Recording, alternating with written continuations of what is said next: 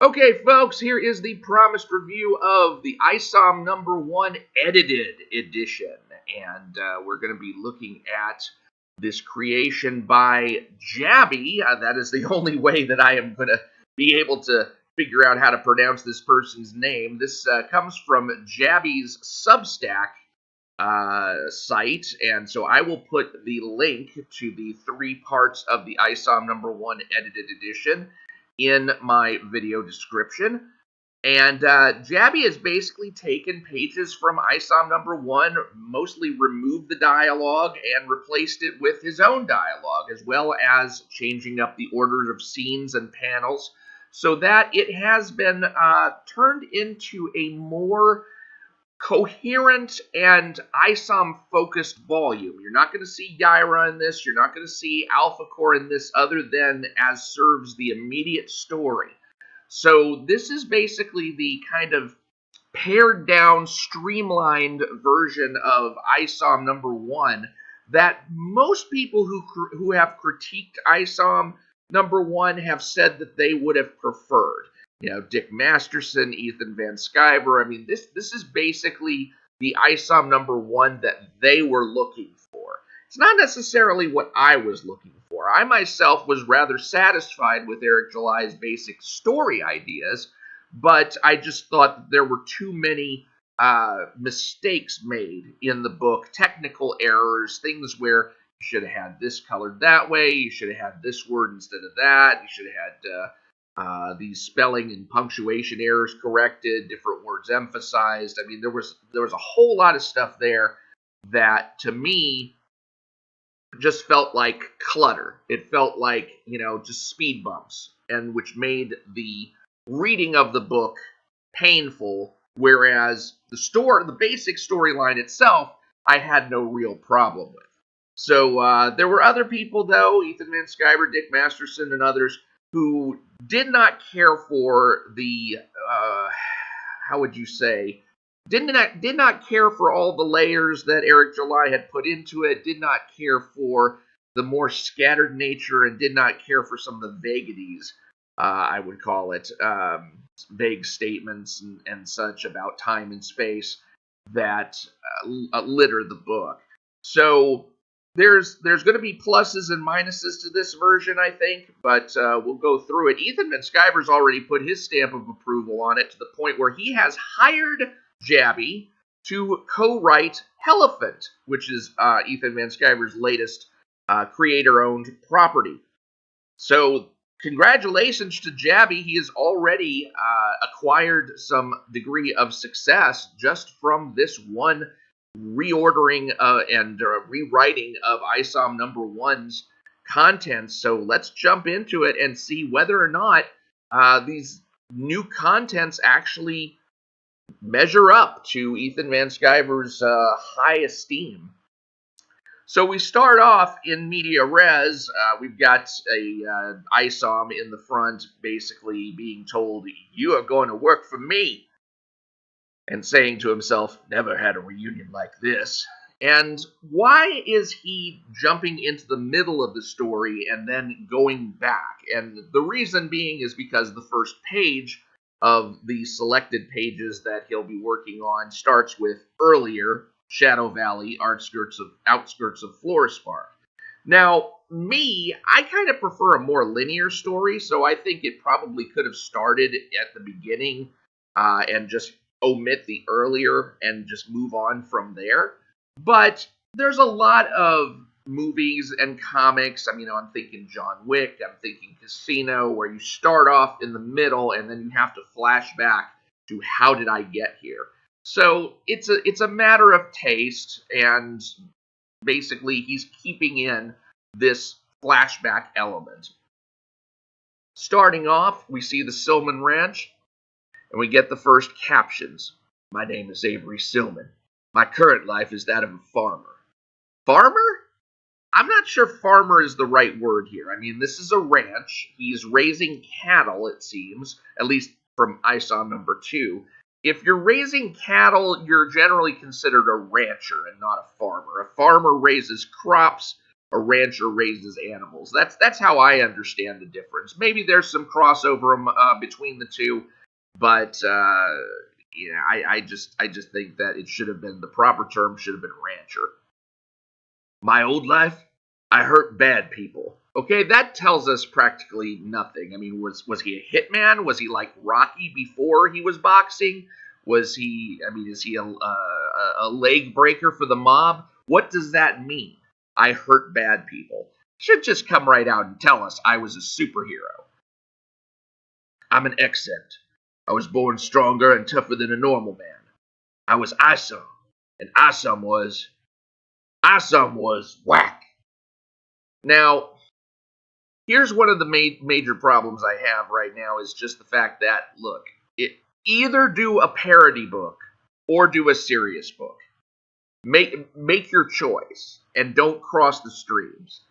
You know, this has no place. This kind of joke, because whack, if you don't know, is slang for it sucks.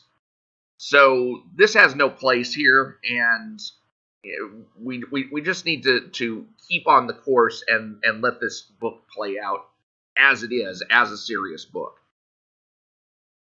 ISOM was the baddest man alive. Pimps, mobsters, bad cops, and mad scientists feared my fists. ISOM kept the streets clean, too clean for some people.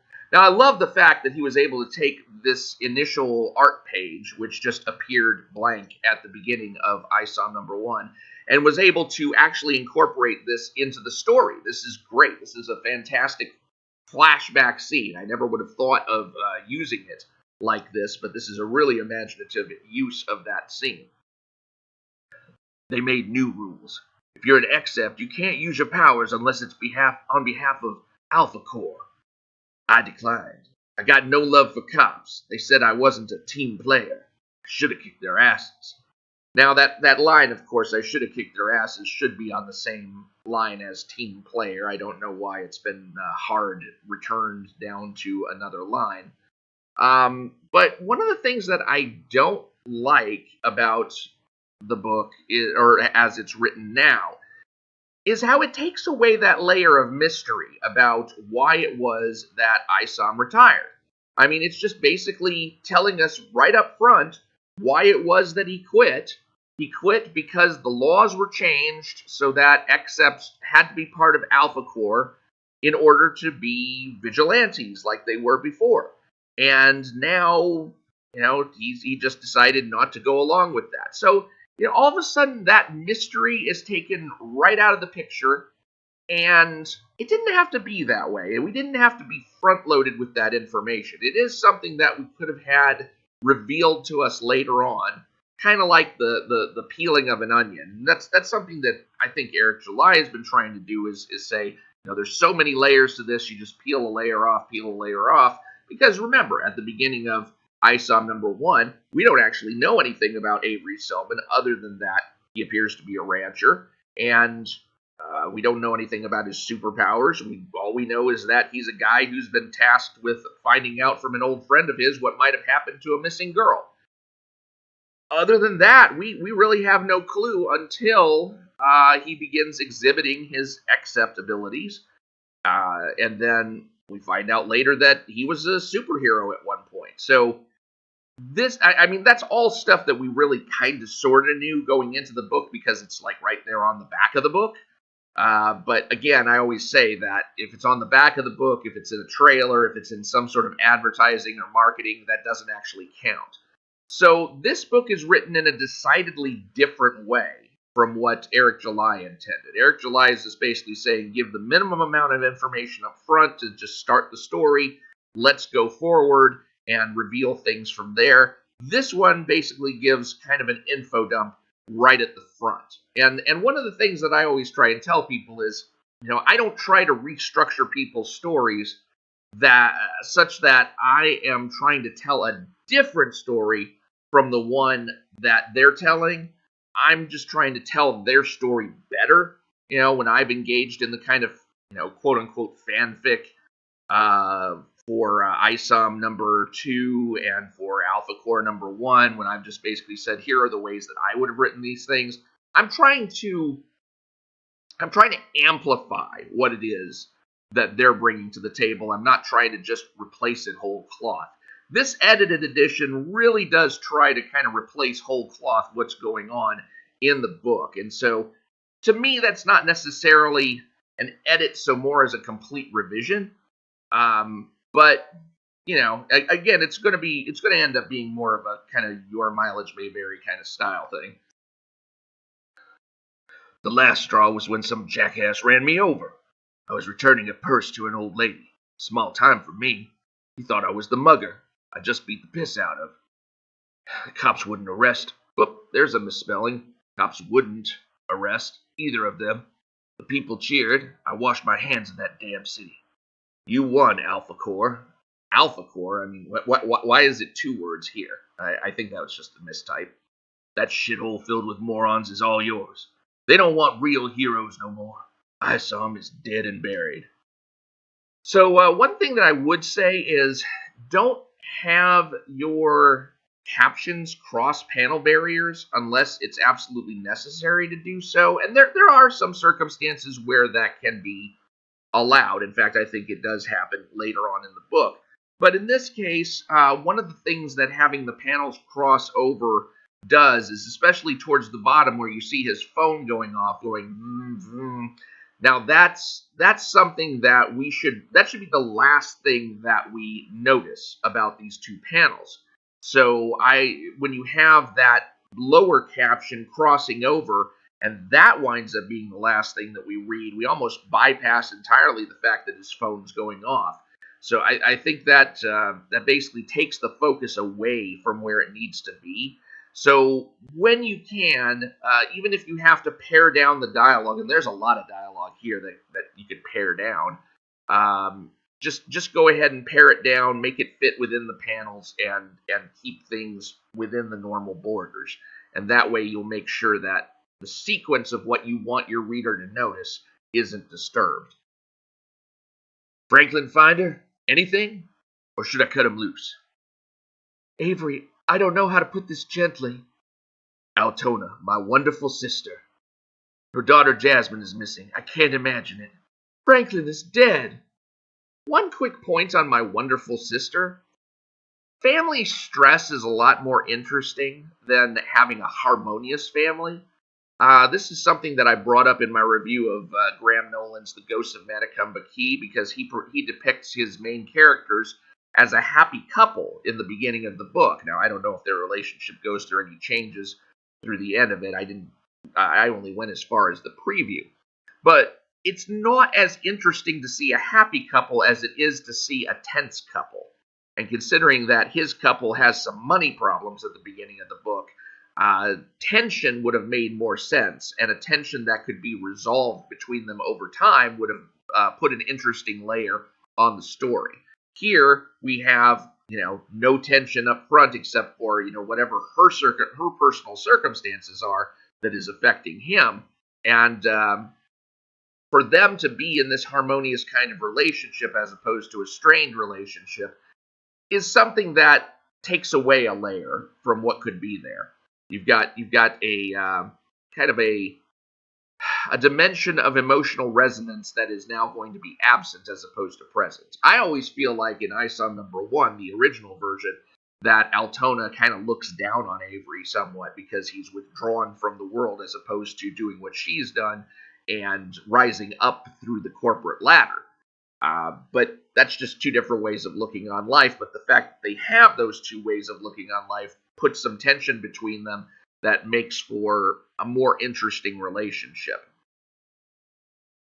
Now, this is a panel that I thought could have been left out entirely. And the irony is I have a feeling that this is what made Ethan Van Sciver stand up and take notice. Because one of the things in his own review that he said was that this is the panel where he should be getting some terrible news, because this darkening of his face, which is, kind of an effect of the sun being behind him, but is also just meant to obscure what he looks like, really ought to reflect a darkening of mood as he gets really, really horrible bad news. And that is what Jabby has done here. He's basically elevated this character Franklin, who, is just a completely new character that he has created, for the sake of this edited edition, and saying, this was the policeman turned PI who was ISOM's detective type mentor, and and basically the person who would investigate things on ISOM's behalf so that he could be pointed toward the right heads to crack. And everything gets emotionally ramped up to 11 here. I'm not exactly sure that was necessary, because hell, even if you hire a complete stranger and that guy gets killed while working on your behalf, that's going to leave a mark.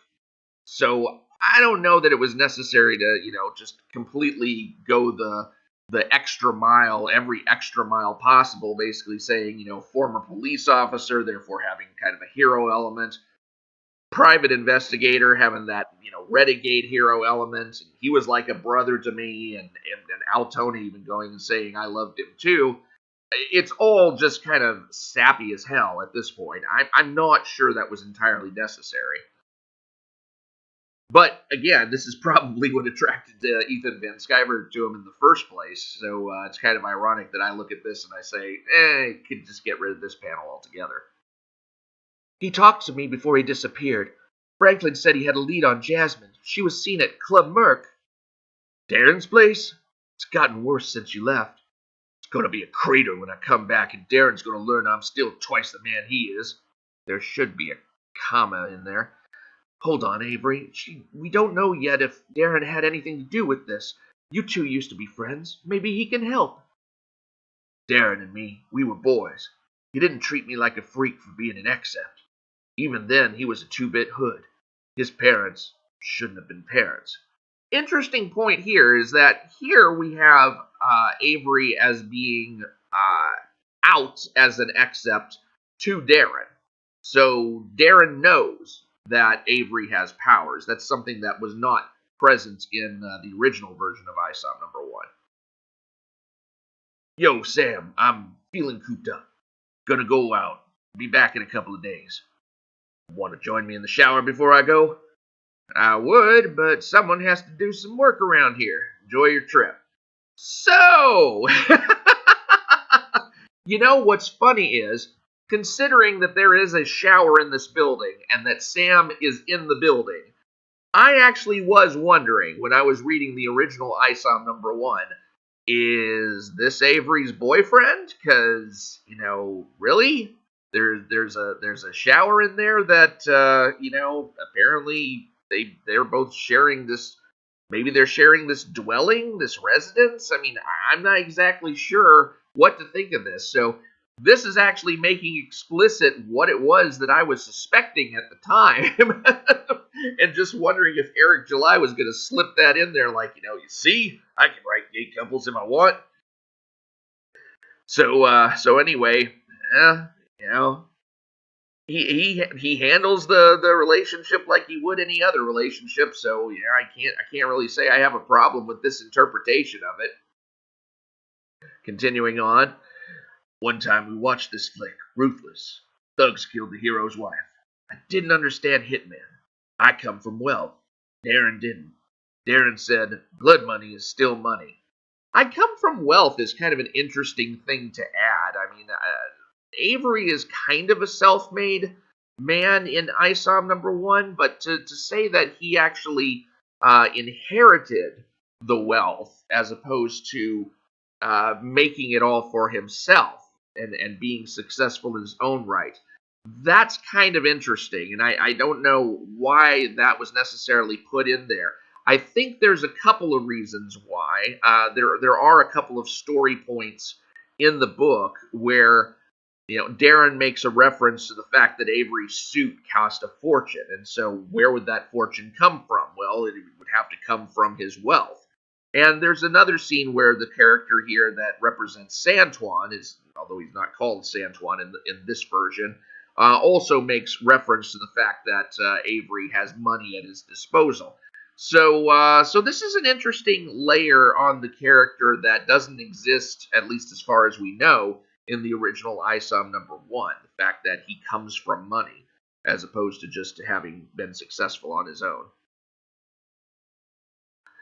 Hitmen take a life for chump change. No one goes from thief thief is misspelled there, to Big Shot with no one getting hurt. Would Darren really stop at nothing to be rich? If he killed Franklin, if he has Jasmine, there'll be hell to pay. Good sequence of shots there. So this is Club Merc. No one has recognized me yet. Or are ISOM sins forgiven? A question mark rather than a period there. Maybe I could have gone with Franklin without blowing his cover. No, stop doing this to yourself. Jasmine needs you at your best. Do my eyes deceive me? Is that the Avery Sylvan? Now, this is interesting in that here in this version of ISOM number 1, we actually have Darren in the little crowd that's outside the front door of Club Merc. In the book, he has to be, he basically comes down after seeing Avery on his security cameras in his office, and these guys are just, all those 5 guys outside are just hangers-on, employees of Darren. So this is pretty interesting how he just basically shortens that scene up by making Darren one of the people who's actually in that little group. My N-word. Yeah, I'm not going there. One of the things that I will say is that there are a couple of points in the book where it uses a word that is covered up with this, fake, phony, pseudo-punctuation. Don't do that. I have a whole video on this, and basically, if there is a word you can't use, then just don't use it. Don't cover it up with something. There's no reason why. And honestly, I know there's that thing. What is it, the Malin cut, where John Malin basically uses the N-word over and over in the book, but it's I guess black characters who are using the N-word. There's really no reason why he should have been forbidden in himself from using that. Because if you are, I don't care what color you are as a particular writer, if you're writing a black character who's using this word against another black character, or just, whether it's favorable or unfavorable in either which way, you have every right to do that. You're the author. You're writing the characters. Just go ahead and do it. So in this case, I think it's a matter of just trying to protect maybe one site from being taken down, and maybe that's the same thing in the case of the non-Malin cut of Little Black Riding Hood. But I really frown on using pseudo-punctuation to cover up anything, and the reason being is because it's a speed bump. When you're trying to translate in your head what is this word, it slows you down. And you really shouldn't put anything into your story that slows down the reader and makes the reader think, well, what is this word? Do I understand what this word is supposed to be? And there are, I've seen people use abbreviations of like 3 characters to refer to like an 8-letter word. Like it'd be like $, exclamation point, £, and you're supposed to know that was like some like ridiculously large word that was standing in for. So there's just too many ways that using this kind of technique can go wrong. Just don't bother with it. Darren Brooks, my oldest friend. What? Why Brooks and not Fontano? Honestly, Fontano's not a bad name. I don't understand. Even if it's one that he like just made for himself instead of keeping his parents' last name. There's nothing wrong with the name Fontano. I don't really understand why that was changed, as if that was just too far beyond the bounds of reasonability. Franklin's murderer? Jasmine's kidnapper? You're not scared of the city anymore. That's great. Avery, on a serious note, you would be invaluable to my operation. Darren, you and me against the world. Make these assholes pay for looking down on us. For casting out ISOM. Darren, I'm looking for Jasmine. She's missing. She was here. Darren, I'm not stupid. You can't intimidate me. Jasmine was here. Franklin was here. Give me something. Are ill-gotten gains really worth your soul? I will not be lectured by a man who was handed all his power and wealth, who ran away when things got tough. I'll work for my money, Avery. Work ain't clean. I'll do whatever it takes to stay top dog. You're so smart, you'll join me. You might let this city make you a nobody, but I'm different. It'd take the whole world to bury me.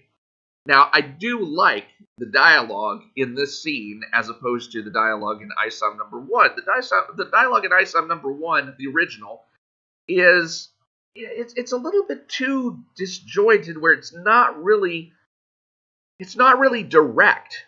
It's not direct confrontation. It's more like he can't understand why Avery never made anything of himself. And that's Darren's assumption, because obviously Avery in the original ISOM is a successful rancher. So why does he consider that not making it something of himself, or does he just not know what Avery did with himself? I mean, it's kind of like there's too much we don't know about how much Darren knows. So in this particular focus, they know each other very well. And Darren knows Avery very well and is willing to reference his background directly in this dialogue. And that is where we have a better apprehension of what Darren's complaint against Avery is. Why is it that there is this tension between the two of them as opposed to them just being straight up old friends? Well, it's because Avery comes from money. Darren did not. Darren had a hard childhood. Avery did not. And Darren apparently has always envied Avery on that account and has resented the fact that he's had to work for a living, essentially, although Avery himself, he's a business owner, and so he works as well. So we have a much more direct and understandable tension between the two characters than we do in ISOM number 1.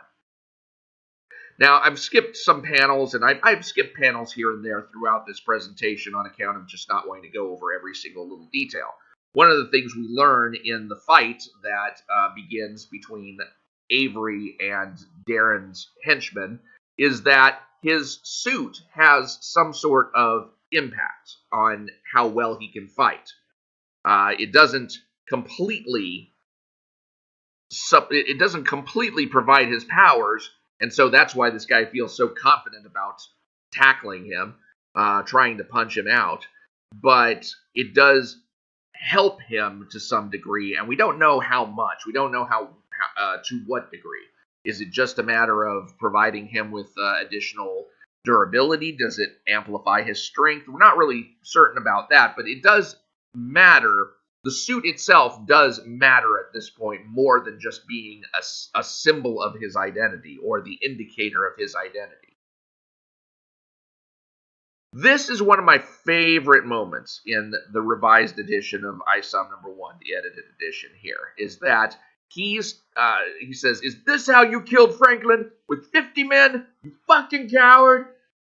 What I love about this is that instead of it, if you remember the scene from the original ISOM, I think Avery says something to the effect of, "You must be out of your mind talking to me like that," as though there's nobody else really in the room but him and Darren. And that kind of aloofness, it kind of reminds me of the Ethan Van Sciver cover to ISOM number 2, where you've got all of these creatures crowding around him and Bloodruth, and yet he's practically taking no notice of them. He's not even paying attention to the one that he's got in a headlock. In this case, he's making reference to the environment around him and making us take reference of the environment around him. It's just a really brilliant piece of dialogue that he's making us take everybody into account and not just him and Darren to the exclusion of them. Now here we're going to get the introduction of Santuan, but it's going to be a little bit different. This kind of shit is why good businessmen keep undesirables on the payroll. Careful, Darren. Goliath? Julius Jones, a.k.a. Goliath. Are you freaking kidding me? You actually took his name away and made him just Julius Jones? I mean, I feel like I'm reading Luke Cage for sure now. Why not Santuan or Santuan Sampson or Samtuan Smith or, what was wrong with that name? I do not understand for a moment why his name had to be changed. aka Goliath, an except like me, but bigger, younger, meaner. Back in the good old days, I took him under my wing. We busted heads together dozens of times. Now, this is kind of an impressive making Santuan into a kind of Darth Vader figure, which like in the old Star Wars, Darth Vader was a pupil of Obi-Wan Kenobi who eventually turned to the dark side. So that is how Santuan, or in this version Julius Jones, is being reinterpreted. And that puts an immediate relationship, and definitely a not vague one at all, like the one that exists between Santuan and Avery in the original ISOM #1. This basically lays the cards right out on the table. There's no sense of mystery here. He's basically telling us exactly who this guy is to him. Even before Alpha Core, there were rumors about him taking down criminals just to rob them. Off the record, that didn't bother me. It's the elite now, and the elite is going to send you to the old folks' home on a gurney. I went back and I looked at the dialogue from ISOM #1, and so I know why this thing about the elite now, because I think there is a mention of Darren saying, my elite is going to be taking care of you.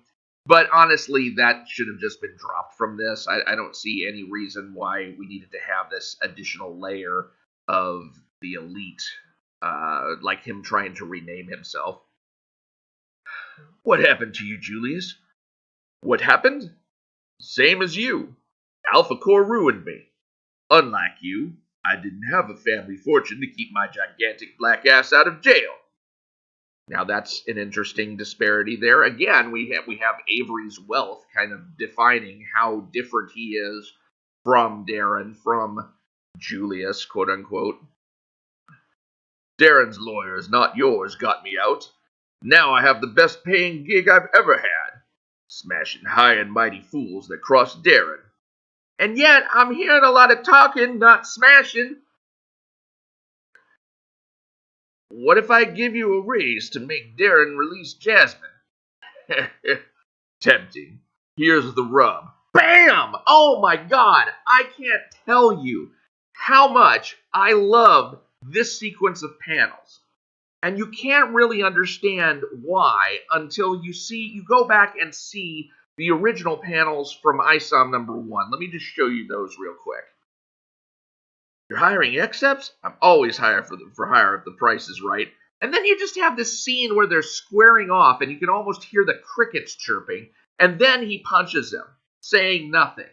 It's just, there's just such a delay here that drains the tension out of the moment, so that when he actually punches the guy, whoop-de-doo. Here, just knowing that he's got to remove this scene, and that will up the energy by 1,000%, is sheer genius on this guy's part.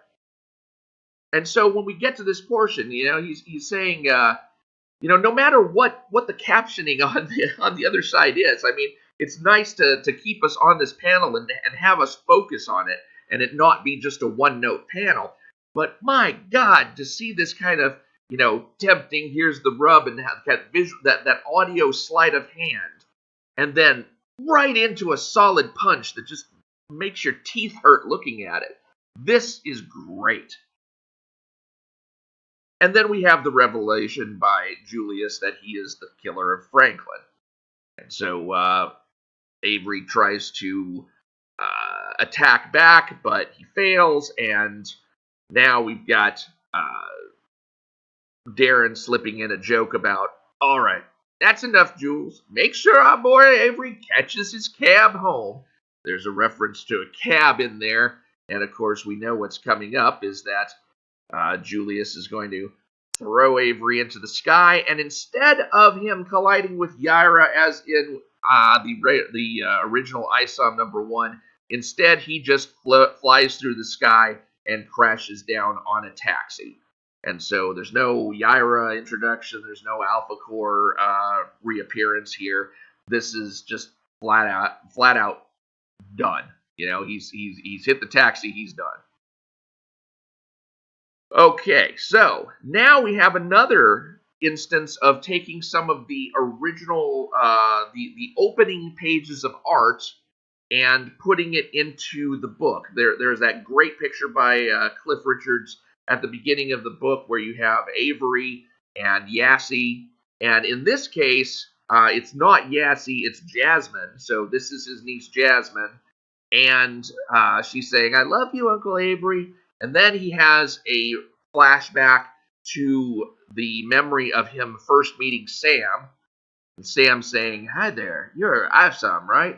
Listen, I don't believe a word they say about you. I saw you save those kids. You're amazing. Best man I've ever seen." And then you have the flashback scene to Julius Jones taunting him. And so then he wakes up in the hospital. We have some funny dialogue with the doctors. It's funnier than what's in the original ISOM, that's for sure. We also find out that he has fast healing capabilities.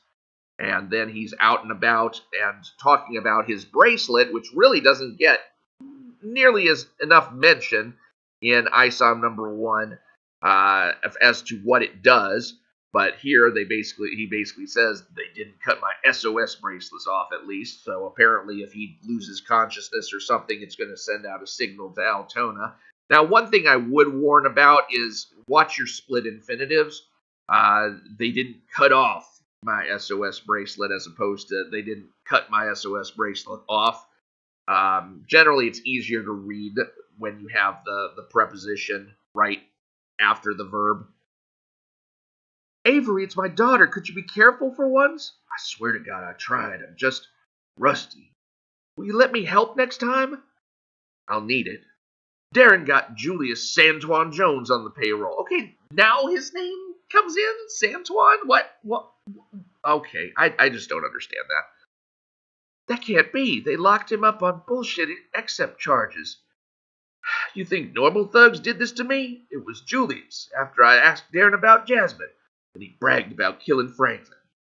So the next morning, he goes to Maxwell the tailor. "Oh, Maxwell, long time no see." "Avery, no offense, but you can't be here." "Maxwell Taylor, when you want a super suit, you go to Max." "Alpha Corps would burn Taylorsville to the ground if I gave you your suit back. There's a period in there that shouldn't be." "I know, I'm not here for me. I need the suit for Jasmine. She was kidnapped." "Maxwell missed helping the good guys." "Here it is. Any alterations?" "Shit, can you make me fly?" "Well, I can't do anything about your sense of style."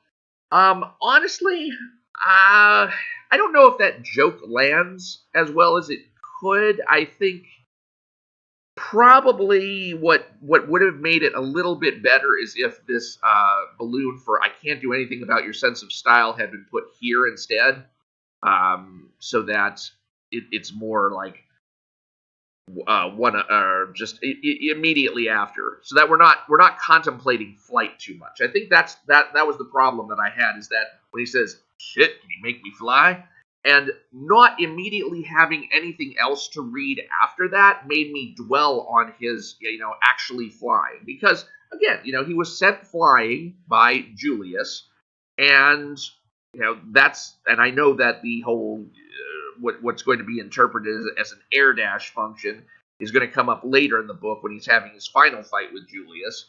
So when I hear them say, "Can you make me fly?" I'm focused too much, or I'm allowed to dwell too much on the imagery of him actually having flight capabilities.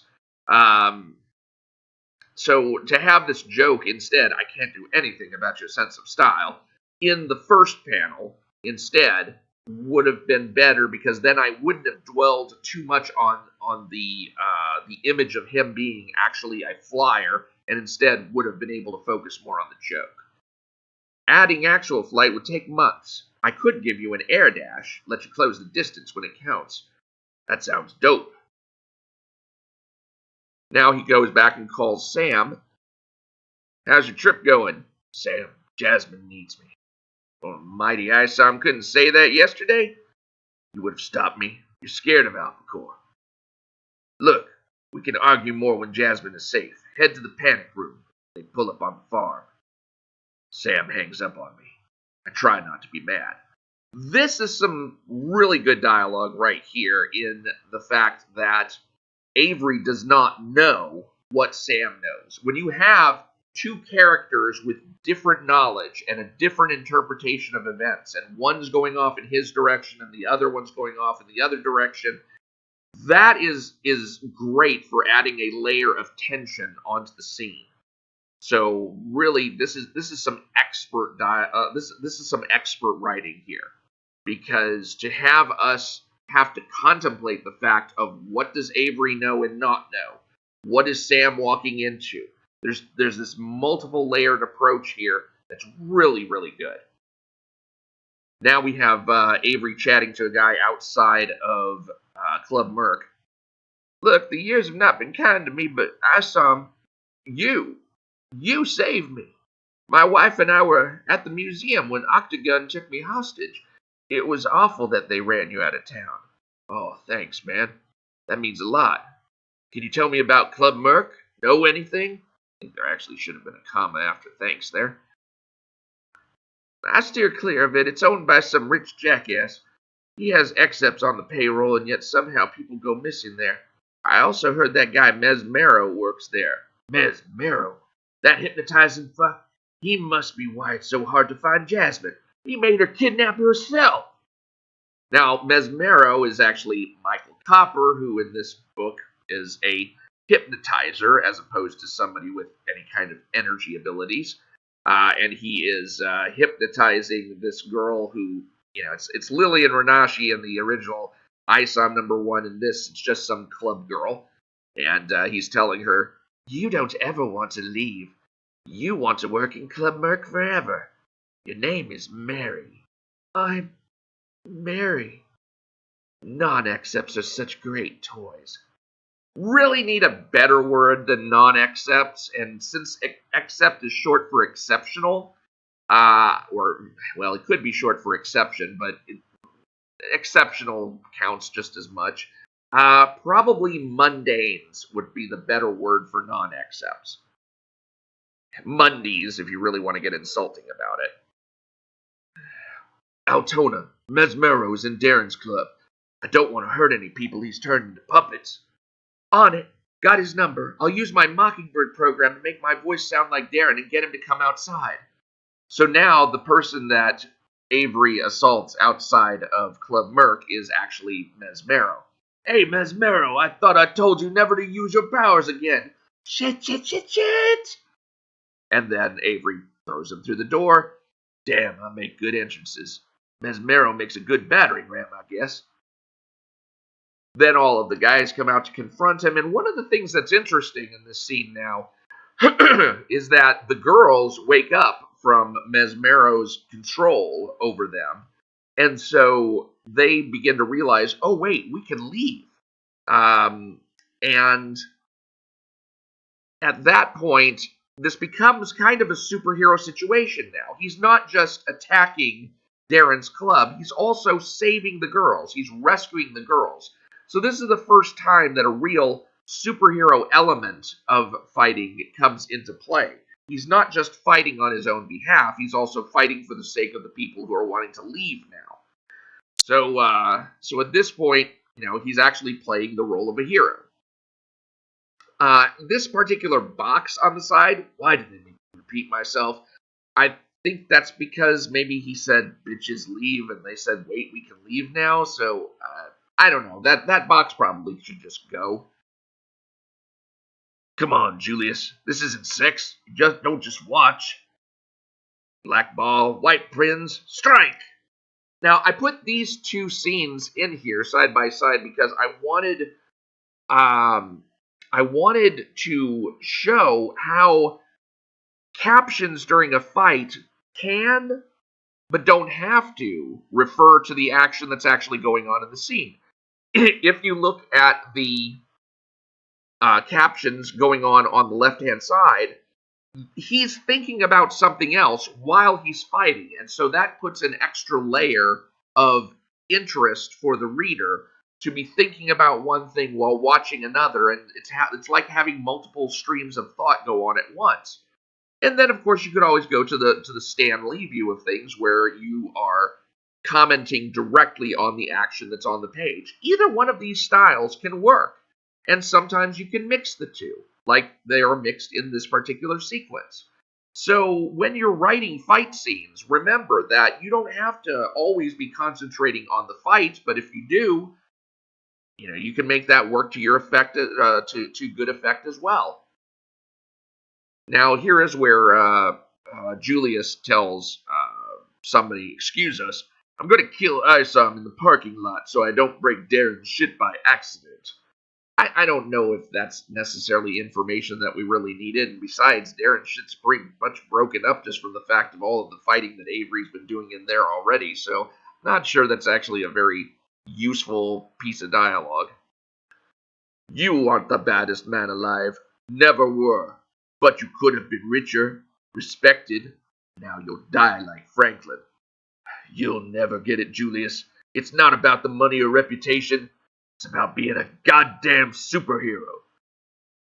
And then we get into the fight between them. The suit adds to his speed, and that, in the original ISOM #1, what we're supposed to realize at some point is that Avery has actually copied Yaira's speed in some way, shape, or form. Somehow he has the ability to absorb powers. And I think that's something that he demonstrates in ISOM #2 as well towards the end, where he's fighting the creatures who have the ability to store up energy and then blow up. There's a scene in which he himself appears to store up energy and uses that to channel into a giant leap of some sort.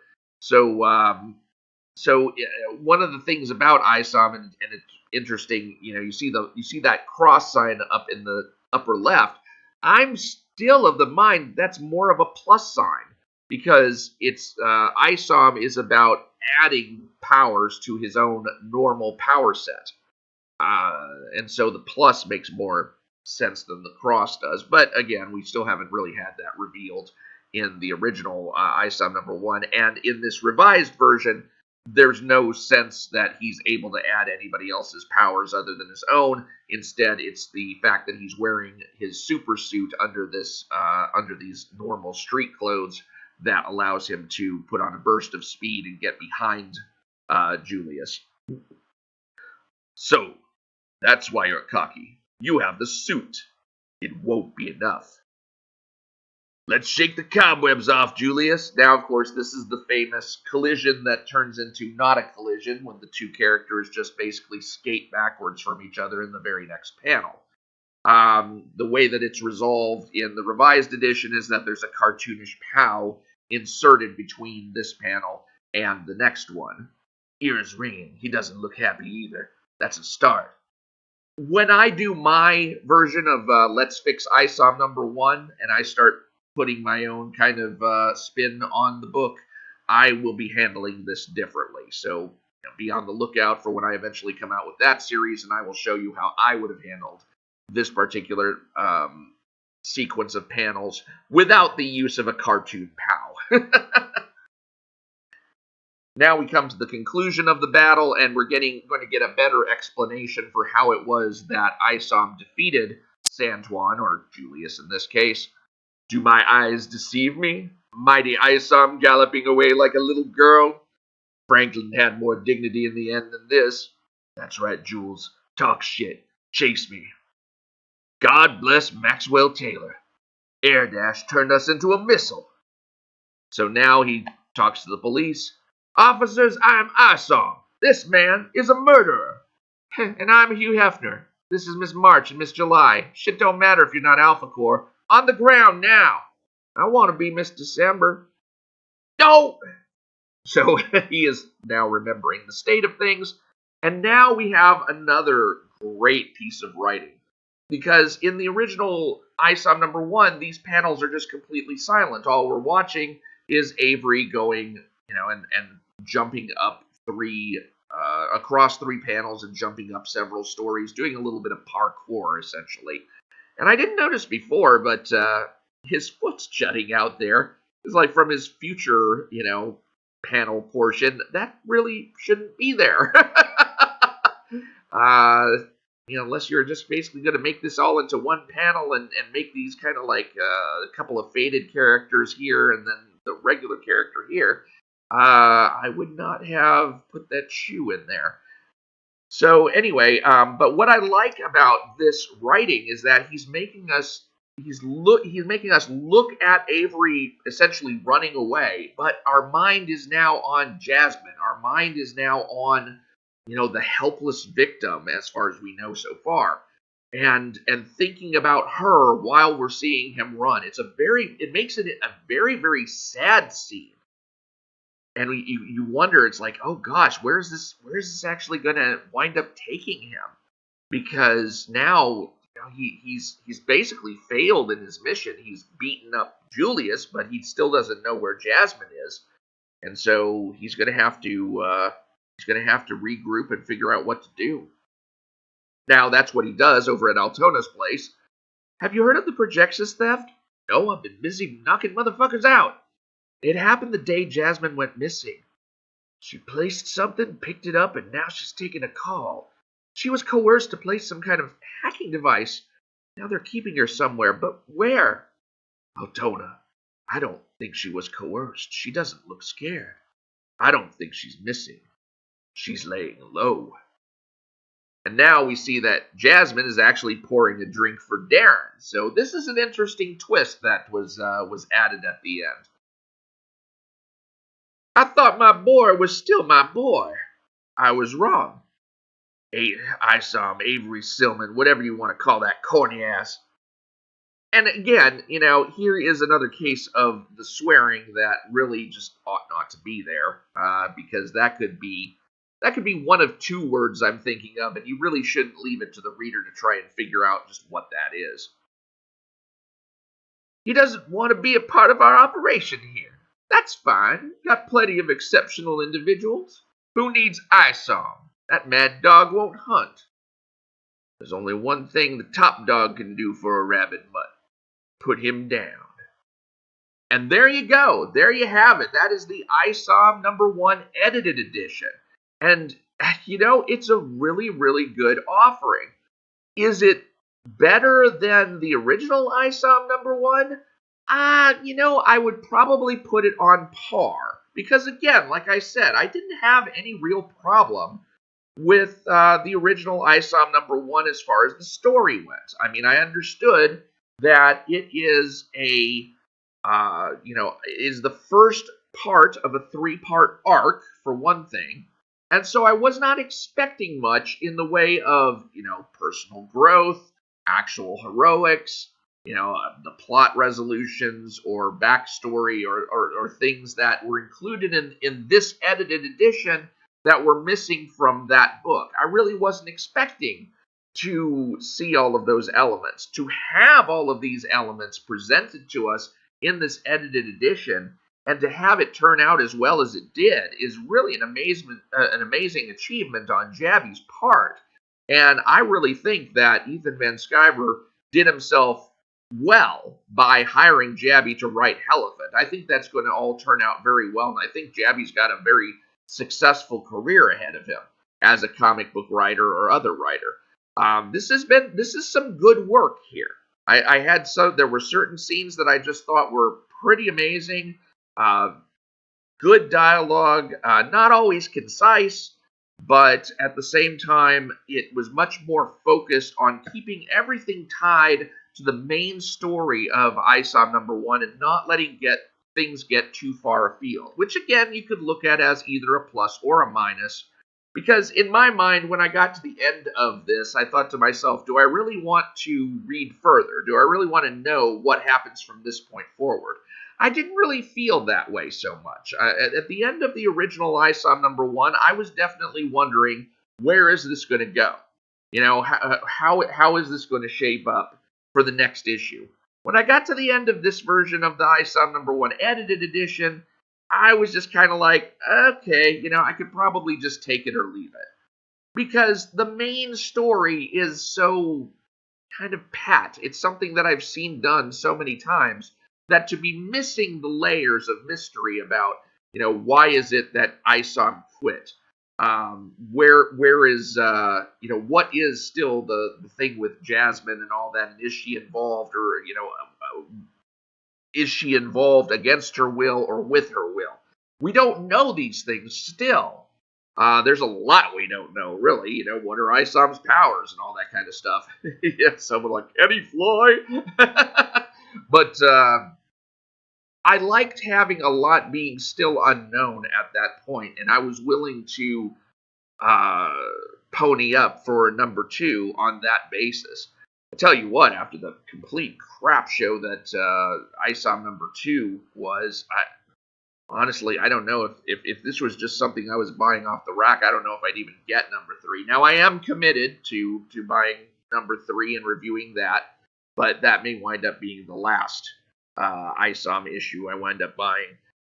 So anyway, the ISOM number 1 edited edition, I say it is a good work. It is a good piece of revision. I mean, you can't credit Jabby for all of the originality off of it, since he was definitely piggybacking off of a lot of work that was already done by Eric July and Cliff Richards, but he definitely has demonstrated that he has a good sense for comic book writing, and he understands how panels ought to be better arranged and how to make use of what the artist provides. So I think there are good things in store for Jabby, and Ethan Van Sciver made a smart decision in hiring him. And all I can say is thank God there's not like an ISOM number 2 edited edition, because I would hate to have to see that. Oh, God damn it.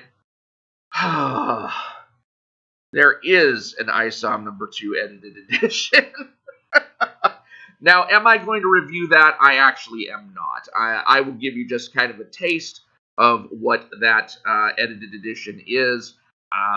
Basically, Darren confronts Altona, talks to her about the fact that he sent someone to fight Avery at his ranch. When Avery gets back to his ranch, all of a sudden he falls under this kind of mental stupor, in which the wrestling scene in ISOM number 2, which is just completely like, why the hell is that even there, actually becomes a main focus of the book, because it becomes this mental environment for Larry the Lobotomizer. Forget the Shungite name.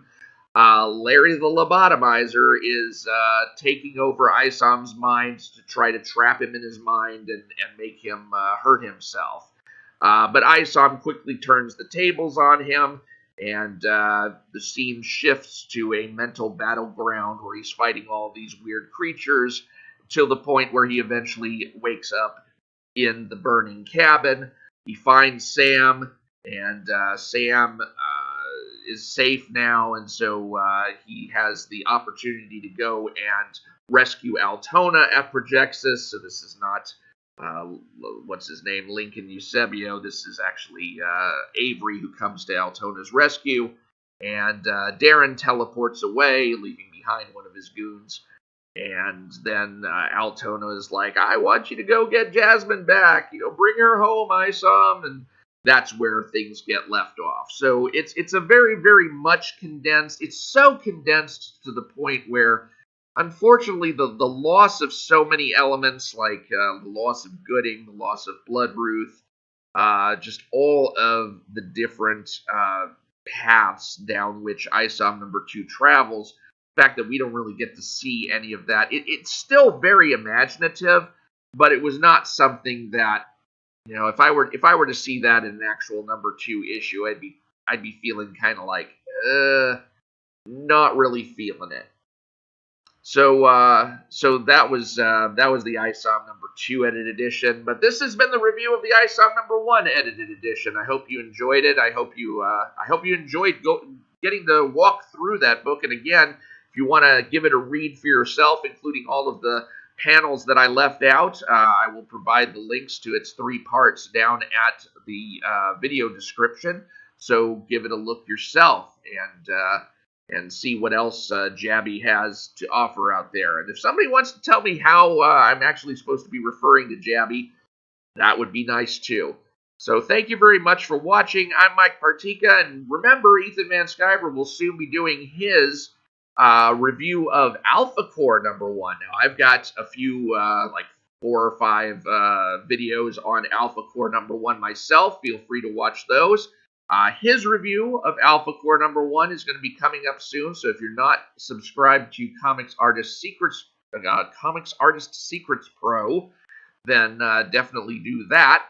And otherwise, I will let y'all go. Please do subscribe if you haven't already so you can get notified of the next reviews that I do. And finally, I would like to say that I will be reviewing Ethan Van Sciver's Cyberfrog 2 Wrecked Planet, okay? Don't throw any more distractions my way. I don't want more distractions. I want to finally get to Cyberfrog 2. I've been owing Ethan a review for the longest freaking time, especially in light of all of the drama that has stirred up between him and Eric July. Because let's face it, you've got these two guys who are both vying for the idea of I'm coming in and I'm saving comics with what it is that I'm doing. Well, we've already seen ISOM number 1, and did that really measure up to the task? Not really. Does Cyberfrog measure up to the task? That is the question that I am expecting to see answered, at least in part, by Cyberfrog 2 Wrecked Planet. So please do subscribe so that you can join me as we take a look at the 4 Cyberfrog offerings that I will be reviewing as part of the Wrecked Planet package. There is Cyberfrog 2 Wrecked Planet, there is Salamandroid Death Sting, there's Cyberfrog Heartsick Horror, and then there's Cyberfrog Deleted Scenes. So make sure that you are subscribed so you can be along for the ride in that. And please, God, don't distract me from it. I don't want to know anything more about ISOM number 1 for a long time. All right. Thanks all for watching, and I will talk to you later.